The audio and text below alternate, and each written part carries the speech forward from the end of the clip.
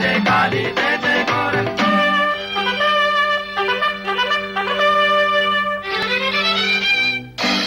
हाम्रा रगतले कोरिएका सीमारेखा मेटेर मेटिन्न हाम्रा किल्लामा गरिएका ठाउँहरू बाँचेर बाँचिन्न हामी नेपाली जन्मैदेखि स्वतन्त्र छौँ हामीलाई कसैको परतन्त्र स्वीकार छैन हामीलाई कसैको शासकको स्वीकार छैन हामी नेपाली जन्मैदेखि स्वतन्त्र छौँ जय जय काली जय जय गोरख जय जय काली जय जय गोरख जय जय काली जय जय गोरख जय जय काली जय जय Gorakh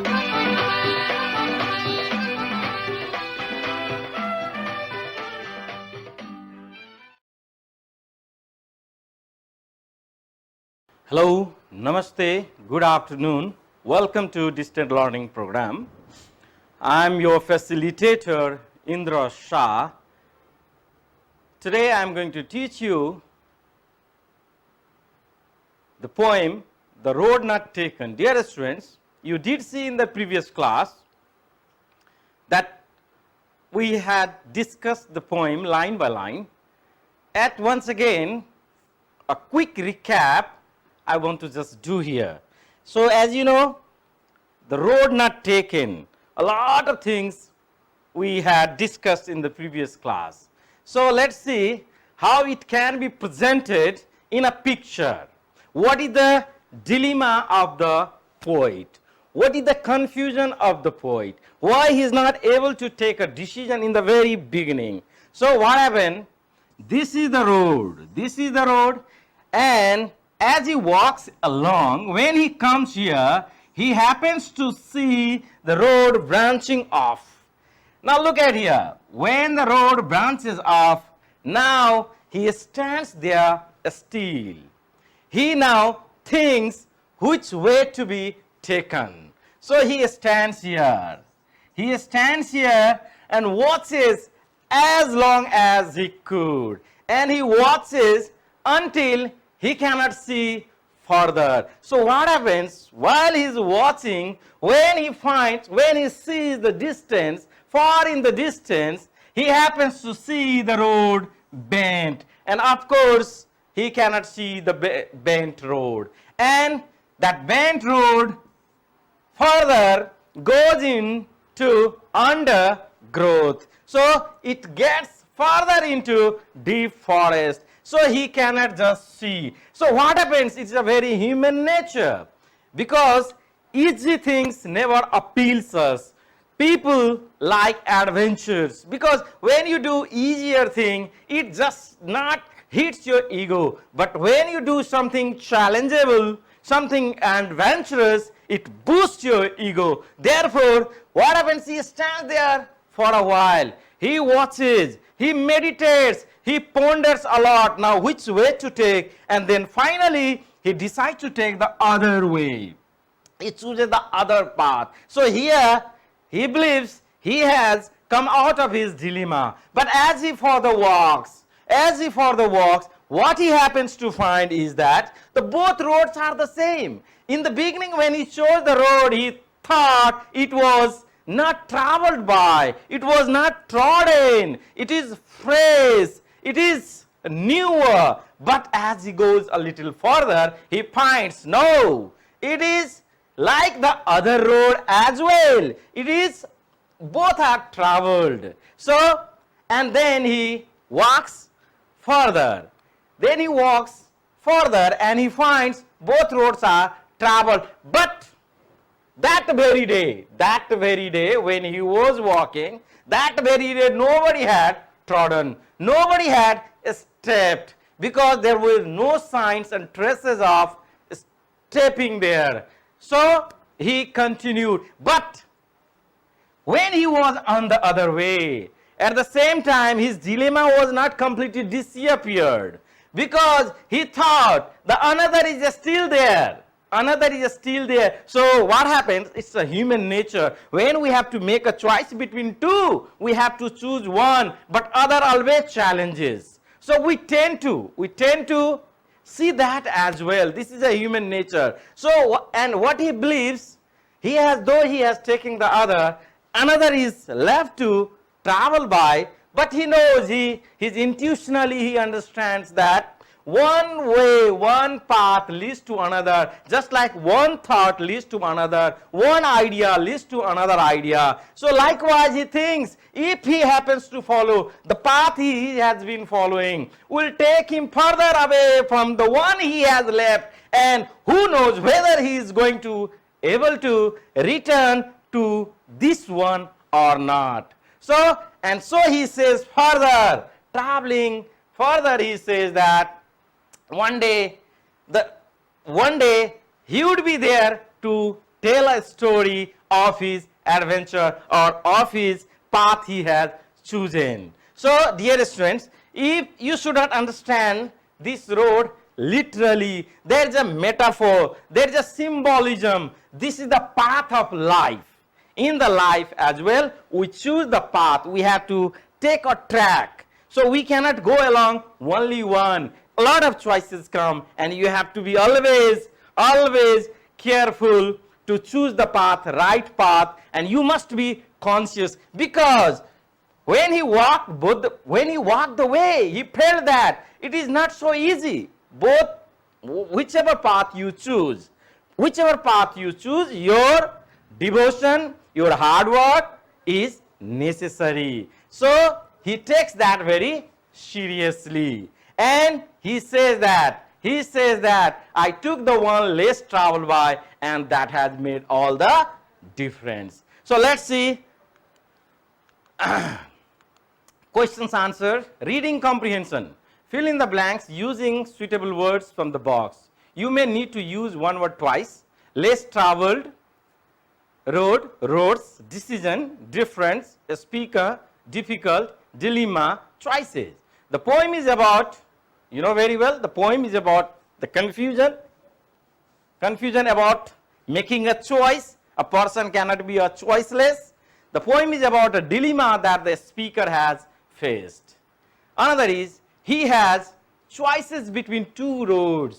He compares both the roads. Both the roads he compares, which one is to be taken, and he chooses the one less traveled by. And I already told you the reason why he chose the less traveled by. The reason is, it is challenging, because if you take easy one, it simply does not suit your ego at all. So this is the human nature. He takes a long time to take the final decision. He stands there, he meditates, cogitates for a while, and then he takes a decision. It is difficult for him. Finally, he chooses the less traveled road that has made a difference in his life. Now let's see, answer the following questions. So the question is, who is the speaker in the poem? The poet Robert Frost himself is a speaker in the poem. Where is the speaker standing in this poem? The speaker is standing where two roads have diverged. This is the place, two roads, divergence is here. So he is standing between the place where the roads diverged. Now let's see, why does he stop there for a long time? I already told you why he stopped there. He is just trying to make a decision which way to choose. Why does he stop there for a long time? He stopped there for a long time to make sure which way he is going to walk on or travel on. Why is he in dilemma? He is in a dilemma because he has to choose between two paths. Which road does he choose to travel?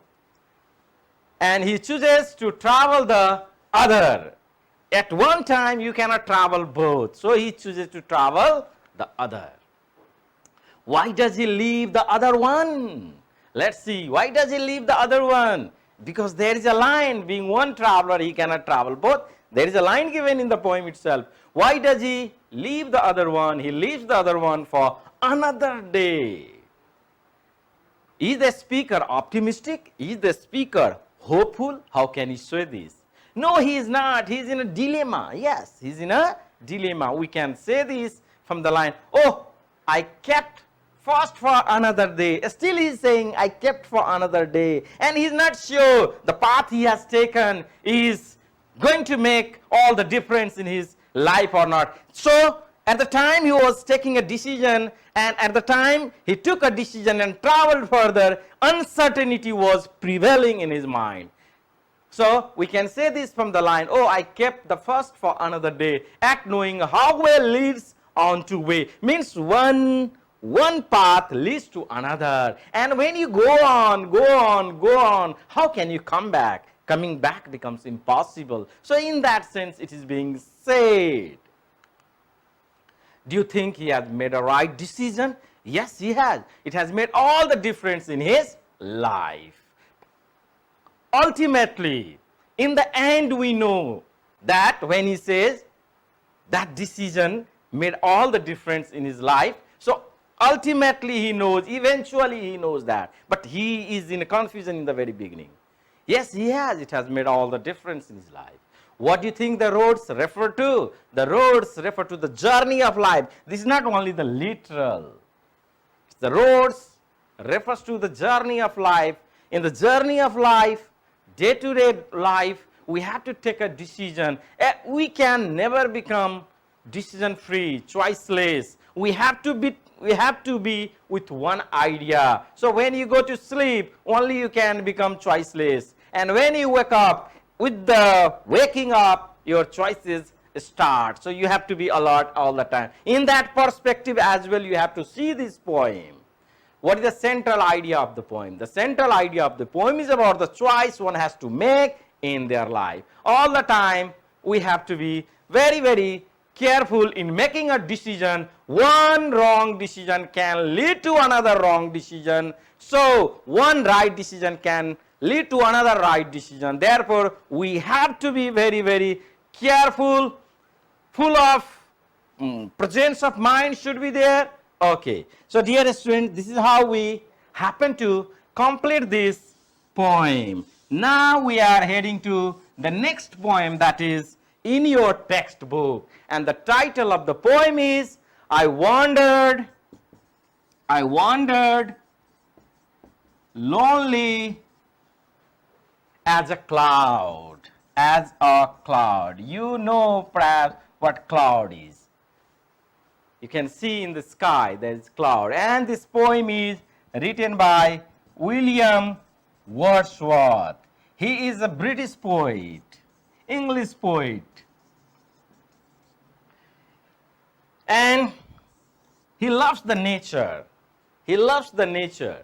Okay, I wander lonely as a cloud. Now let us see. It's written by William Wordsworth, and title says I wander lonely as a cloud. He's wandering, he's just walking. Where is he walking? Perhaps he's walking somewhere in the valleys and somewhere in the mountains, somewhere near lakeside or any bayside.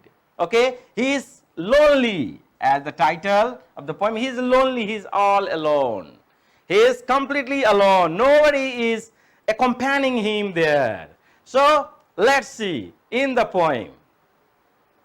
I wandered lonely as a cloud that floats on high over vales and hills, when all at once I saw a crowd, a host of golden daffodils, beside the lake, beneath the trees, fluttering and dancing in the breeze.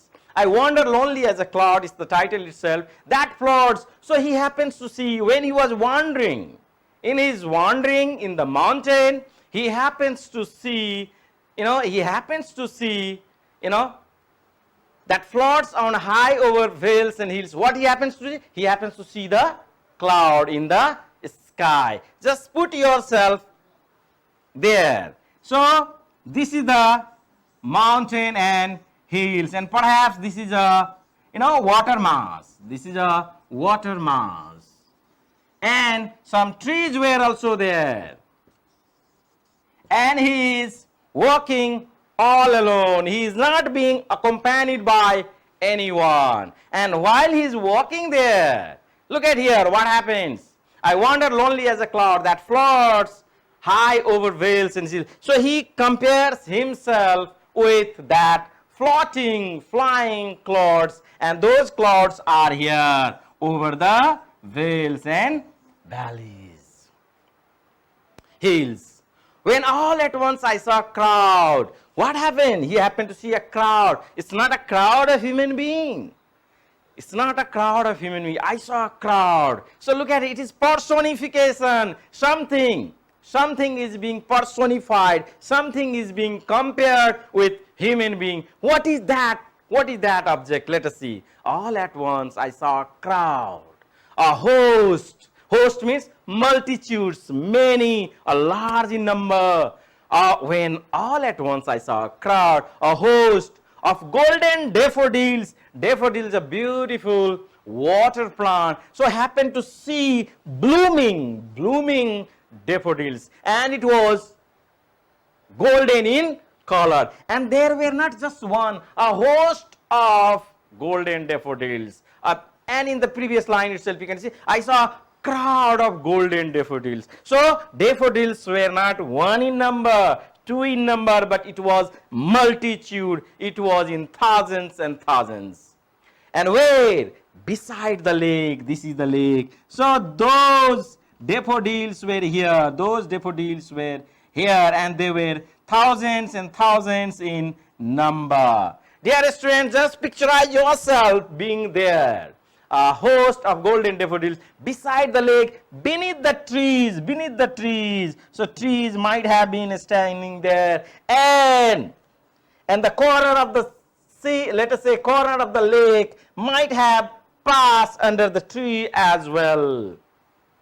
A host of golden daffodils beside the lake, beneath the trees, under the trees, fluttering. It was fluttering just like the birds flutter. Birds fly, flutter, its wing. So let us see, this flower is being, personified. So fluttering and dancing in the breeze. And when the wind was blowing, when there was a breeze, so in that breeze, those daffodils were fluttering and dancing in the breeze. It was, immensely joyful there. This is what the poet is saying. So when the poet goes there, and when he happens to see that scene, he becomes so hypnotized and mesmerized. He becomes speechless, because let us see, in the very lonely. He is not accompanied by any person. He is all alone. So he is enjoying his loneliness, in a way you can say. Let's see. And then what further happened? Continuous as the stars that shine and twinkle on the Milky Way. In the dark night, if you see the sky, you can see thousands and thousands of stars.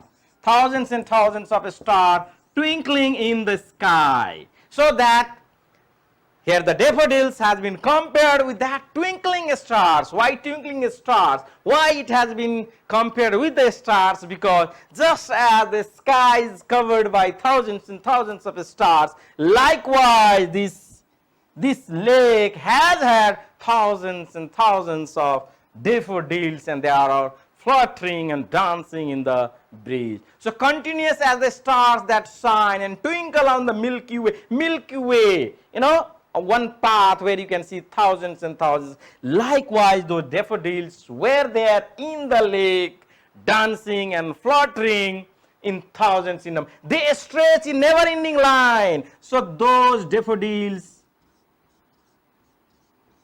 were arrayed. Those daffodils were arrayed in never-ending line. So the poet could go on singing, and it was endless, and that was so mesmerizing, so enchanting for him. It was appealing to his eyes and all the senses. What happens sometimes when you see the beauty and you are empty within, you get mesmerized so much, you become one with that object. Your identification becomes so closer to that very object that you forget everything, and you almost become so meditative. So this is being, that sort of hypnotism is there. Twinkle on the Milky Way, they stretch in never-ending line. He keeps on watching and watching, never-ending line.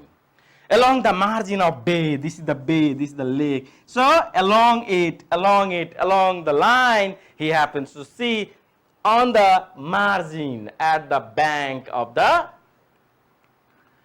let us say, that bay. They stretch in never-ending line along the margin of a bay. 10,000 saw I at a glance, means when he had a glance, when his eyes fell on those daffodils, it was not one in number, it was thousands and thousands all along the margin of the bay. They stretch in never-ending the line along the margin of a bay. 10,000 saw I at once, at a glance, at a single look. Okay, tossing their heads in a sprightly dance. Tossing means just shaking its heads upside down, upside down. It was moving its head. It was moving its head. It was bending its heads. Tossing, tossing. So going one side to another.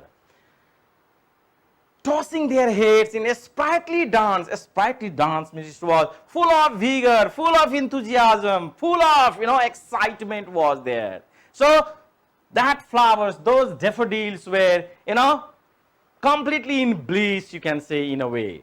They stretch in never-ending line along the margin of bay. 10,000 saw I at a glance, tossing their heads in a sprightly dance with full of vigor and full of enthusiasm. The waves beside them danced. Now look at here, those flowers were already in the lake, in the water, and water has the wave as well. When the air hit the water, it produced the wave. So wave was also very beautiful. The waves beside them danced, means there was a movement of wave as well, and at the same time, simultaneously, there was a movement of the daffodils in the bay. Look at here, now there is a competition between them. Each one is trying to compete over another. The tossing their heads in a sprightly dance, the waves beside them dance, but, here is but, contrast, but they outdid the sparkling waves in glee, means they outdid, means daffodils were much happier than you can say that waves of the lake. So there was a kind of competition between them, but they outdid the sparkling waves in glee. When the sun shines and falls on the wave, it sparkles, So that is being said here, outdid the sparkling waves in glee, in happiness. So flower was dancing much happier than the waves. The wave was also happy, but in a way, the daffodils was competing over them. Now let's see the next stanza. A poet could not but be gay. So when he saw all these things, the wave of the bay, daffodils in the bay, and that milieu or the surrounding in the landscape, what is there? Hills are there, mountains are there, trees are there, water, big mass of water body is there, and he is all alone, he is by himself. Yes, in that loneliness, in that solitude, no thoughts are running in his mind at all. A poet could not but be gay. He was born to be happy. He became so happy, he could not just hold himself from becoming happy. A poet could not but be gay. He became so happy in such a jocund company. He happened to see the company of, daffodils. He happened to get the company of waves. He happened to get the company of the nature, and he became one with them. What separates us from the nature? When we are occupied with our thoughts, we are also part of the nature, but we are never as cool as the nature. Why? Because we go on thinking. We are occupied always with our mundane business, with all the nonsense things. Therefore, we never allow the nature get into us. We never allow the nature fall into our being. As a result, we find ourselves, isolated and deserted. A poet could not but be gay. He became so happy. There was no thoughts running in his mind. in such a jocund company. They were so, he got the company of the nature. So his friends were there, you can say mountain, hills, water bodies, daffodils and waves themselves. I gazed and gazed. Now the speaker says, I gazed, I kept on watching and watching, means my eye was glued to that beautiful scene. I gazed and gazed, but little thought. Try to understand, this is the main crux of the poem. Little thought. So when you are lost in the nature, when you are one with the nature, you cannot do two work at a time. You studied that in the previous poem. The poet had to choose between two paths. He could not travel both. Likewise, when he was gazing, he was one with the nature. And when he was one with the nature, there was no thought. So in a way, you can say he became one. They are not two persons. They were all one. Poet and all the nature became one. And that impacted very deeply on his consciousness. A poet could not but be gay in such a jocund company. I gazed and gazed, kept on watching and watching, but little thought, there was no thought at all. What wealth the soul to me had brought. Now, what happened? He says that he had never expected such thing. He had never seen such thing to happen in his life. But that very incident, world is after money, world is after so many things. But he says that for me, world does not believe in the wealth. Nature is not the wealth for them. Nature, they cannot cash. Nature is nothing for them. But he says that the most precious wealth for me was that thoughtless state of my mind. I was completely one with the nature. I was perfectly one, and that was the true bliss felt in that solitude. I gazed and gazed, but little thought what wealth the soul to me had brought. That very soul, that very cinema that I watched, this very picturesque scene brought me lots of wealth. People earn money and keep the wealth in the bank. But what he did, he picturized everything. He allowed himself, he just allowed to perceive himself and let it go into his consciousness, into his mind, and that is the greatest wealth for him. This is what he believes in. For oft, when on my couch I lie. Now what happens? He comes back home. That very impact, this very incident, this very picture is already imprinted in his consciousness. And then, now when on my couch I lie, couch means bed, when I lie in vacant or in pensive mood, when I have nothing to do, I'm vacant, unoccupied, or in pensive mood, when I'm a bit meditative, a bit thinking, deeply lost in my thought, then what happens? They flash upon that inward eye.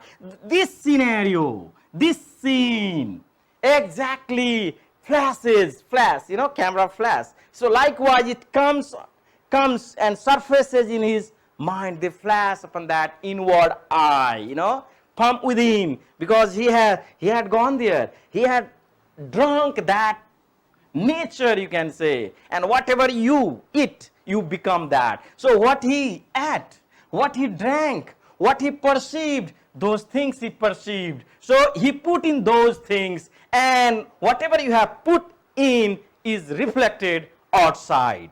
So that is what he's saying here. In vacant or in pensive mood, they flash. The same thing flashes on his consciousness, on his mind, which is the bliss of solitude. And when that returns, it fills him with joy. He doesn't need to go to that place again and again. Simply the recall, simply the remembrance, and he becomes alive, alive, which is the bliss of solitude, which is the bliss of, loneliness. And then my heart with pleasure fills. So when there is a recollection, remembrance, it comes and dances with the daffodils, and I just dance, I dance. So now technically I have been told the time is up. So today I'm going to wind up my class here itself. Next time In the next class, I'll see you on Purveli Awas, and till then, goodbye. Thank you for watching me. Stay at home, stay safe. Have a nice day.